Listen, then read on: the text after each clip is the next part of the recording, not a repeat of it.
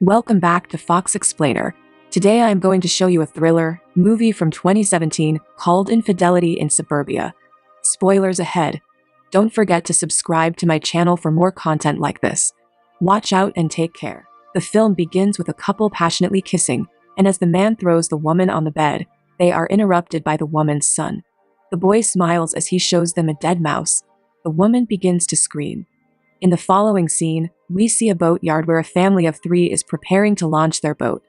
Laura expresses interest in remodeling her kitchen, but her husband appears to be opposed to the idea. Then she instructs her son to be cautious with the knife. The husband then receives a phone call and walks away. Another man is staring at Laura as she walks with her belongings in her cart and slips, almost falling off.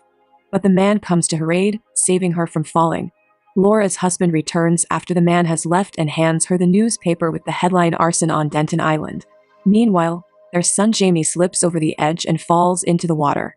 The same man comes to their aid once more, saving Jamie and returning him to his parents. Elliot, the man, introduces himself, and the parents thank him for his assistance. They then invite him to a family dinner, during which Laura discusses Elliot with her best friend Mira. She appears to be drawn to the man's physique. They then invite him inside to serve him dinner. He is completely enamored with one of Laura's paintings. This is when she reveals that she used to sell but that Greg converted her studio into a work shed. Throughout this, Greg is on the phone with his secretary, whom he appears to be flirting with. Elliot then offers to complete the renovation at family rates, which the family gladly accepts. The next day, while jogging with Mira, Laura and Mira discuss how hot Elliot is. When she arrives home, Elliot is standing shirtless in the yard. Laura approaches him and cannot take her gaze away from his body as he explains the renovation. She dashes upstairs for a shower. Elliot walks silently in front of the room while she is in the shower cabin. Later, Laura goes to the market to get some kitchen supplies, and Elliot appears behind her, complimenting her choice of design and then surprising her with a surprise.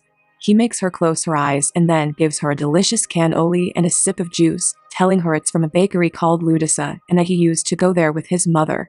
They are back at Laura's house when Mira arrives and notices Elliot working shirtless. She, too, is fascinated by him and begins questioning him about having girlfriends in his job. He informs her that he does not have a girlfriend but has his sights set on someone. Later, Laura and Elliot go to the boatyard to see if anyone attempted to break in. Under a cushion, she discovers purple-colored panties of a girl. She sobs with frustration. Elliot asks what's wrong, and she shows him the panties she discovered on the boat. The secretary suspects these are Hannah's pants. She then double-checks by looking at her dating profile, and these are indeed hers. She becomes agitated and sobs uncontrollably. Elliot transports her to his own boat and serves her a cup of coffee. He then encourages her to continue on her journey and find the next path. Laura leaves with a smile on her face, indicating that the two have some chemistry. Then we see Elliot crying as he looks at pictures of his mother. In the following scene, we see Laura questioning Greg about his activities the night before, asking him where he was. He claims to be at work and that he called Hannah to take notes. Greg then approaches her, but she pushes him away. Elliot arrives at Laura's house the next morning with the materials for the renovation. Laura returns from her jog to find Jamie conversing with Elliot. He appears to be excellent with children. Laura then invites him to join Mira and Charlie while she takes a shower. Elliot follows her to the bathroom and joins her in the shower cabin. He undresses, Laura agrees, and they begin passionately kissing. Laura is at the boatyard in the next scene, where she sees various couples hugging each other before going to talk to her husband on their boat.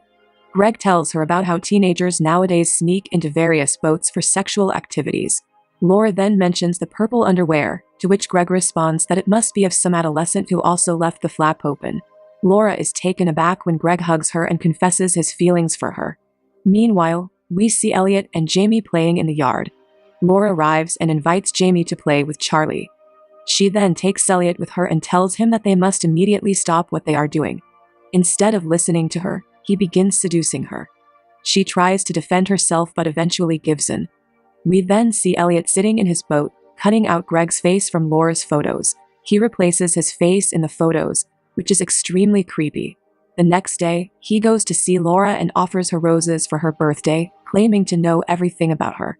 Laura looks at him puzzled, and when her husband arrives, he is surprised to see yellow roses, which are Laura's favorite. Greg then leaves for work, and Elliot enters Laura's home, where she chastises him for his actions. She tells him that she was mistaken about Greg and that she can no longer do this. She then asks him to leave the house because she no longer wants him to work there. Elliot begins to shiver in agony, and the scene fades out. She then goes to Jamie and informs him that Elliot is no longer alive. However, the next thing we see him doing is stalking Laura in the yard. Laura then gets dressed up and walks outside. There is a group of people waiting for her, and they surprise her with a birthday party. She thanks everyone and kisses her husband as Elliot watches. Meanwhile, Hannah arrives and tells Laura how excited Greg was to plan all of this, and how he had her work late to ensure everything went perfectly. Greg introduces Elliot to Hannah, and she begins to look at him seductively. But Elliot can't take his gaze away from Laura. He excuses himself, but the ladies pursue him. Hannah tries to talk to him, but he barely responds, his gaze fixed on Laura. Hannah follows him after the party and asks him to accompany her. Laura, on the other hand, is in bed with Greg and decides to confess what she did to Elliot. Greg, on the other hand, stops her and tells her that she is amazing. He continues to compliment her, and they are flirting. Elliot, on the other hand, drags Hannah to the boat and throws herself onto him. But Hannah notices that he isn't interested because he isn't even turned on. When she notices Laura's pictures on the wall, she becomes irritated and gets up to leave. He begins calling Elliot names and strangles her from behind. Laura is watering the plants the next morning when Greg comes by and says nice things to her. He tells her that after the trip, they will have more time for each other, and they kiss. Elliot is present in the house and is envious of them. Laura then visits the work shed and discovers that it has been converted into a studio. She discovers canvases all over the place. Elliot and Laura Forever, however, is written on every canvas. Laura is perplexed by the situation until she hears Jamie scream. He tells her that Elliot was here when she finds him in the yard. Laura rushes outside and runs into Elliot. She tells him to leave them alone and not to surprise them any further. Elliot is obsessed with her and insists that she and Greg are over. His continued obsession turns into forceful behavior, and he holds her forcefully, causing Laura to scream, and Jamie witnesses the entire scene. Elliot lets go of Laura and leaves the house when he sees him out there. Laura visits Elliot's website that night and reads the reviews about his work. She discovers a disturbing remark from a purple wallflower claiming Elliot destroyed her life. Laura leaves for Denton Island and goes to a shop the next morning. She approaches the proprietor and requests a purple wallflower. The shopkeeper mentions a woman named Willie Hamill. Laura goes to the woman's house after the man gives her the address. When she speaks with her, she reveals that Elliot cost her everything, including her marriage and family, and she claims that Elliot is insane. She requests that Laura investigate what he did to his own mother. Hannah's body is discovered in the water in the following scene. Mira and Bill are watching the news on TV and attempting to contact Greg. Elliot appears behind Greg just as he is about to answer the phone, and the scene fades out. Laura, on the other hand, awakens from her sleep, looking terrified and anxious. She walks downstairs with a baseball bat in her hand, constantly hearing something breaking in the house.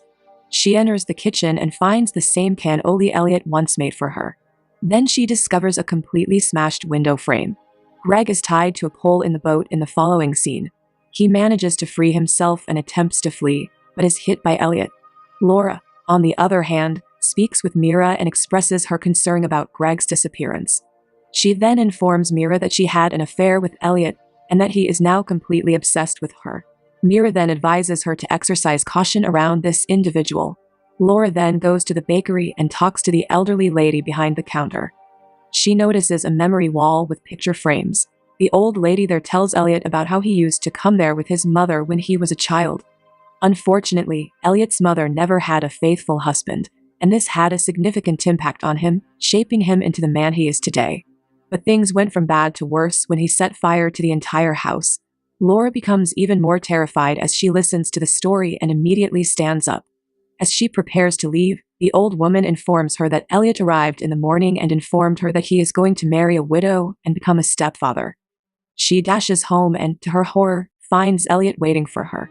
Laura inquires about Greg's whereabouts, but he becomes physical and begins physically abusing her, brutalizing her. Jamie arrives, but he is turned away. He then drags Laura into her bedroom. He ties Laura up, but she manages to free herself. She then confesses her feelings for Elliot and tells him she has realized how much she adores him. Elliot then unees her completely and the two of them go downstairs to eat dinner. Jamie is chained downstairs, but Laura still invites him to eat and play. When Mira and Bill arrive, Laura attempts to walk toward the window. Elliot discovers the truth just in time and forces both son and mother to accompany him upstairs to the bedroom. Elliot picks up Jamie and takes him outside so he can spend some time alone with Laura.